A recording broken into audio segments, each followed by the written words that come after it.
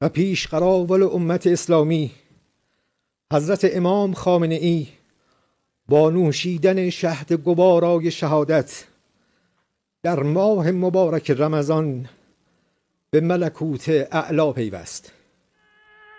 شورای عالی امنیت ملی در این زمینه بیانیه‌ای به این شرح صادر کرده است. بسم الله الرحمن الرحیم.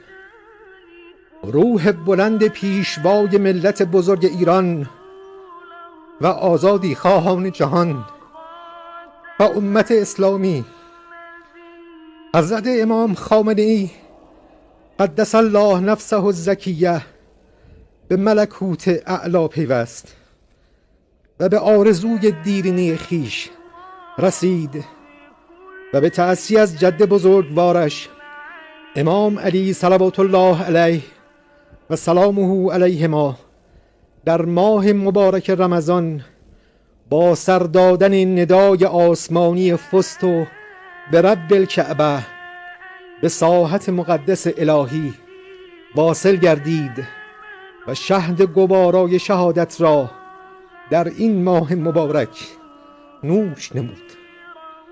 امروز ملت نستوه ایران و امت اسلامی و آزادی خواهان جهان به جهت حملات شریرانه آمریکای جنایتکار و صهیونیست های نابکار داغدارند، اما دشمنان صفاک و دوزخیان ستمکار بین المللی بدانند بیدار دلان جهان راه خود را یافته اند و این شهادت ها هرچند برای ملت ما و ملل اسلامی گران باشد، اما آنان را مقاومتر و مصممتر می‌گرداند و بی تردید شهادت آن شخصیت عظیم الشأن آغازگر خیزشی عظیم در مبارزه با ستمگران عالم خواهد بود.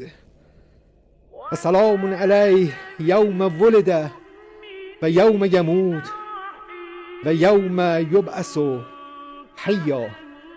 شورای عالی امنیت ملی.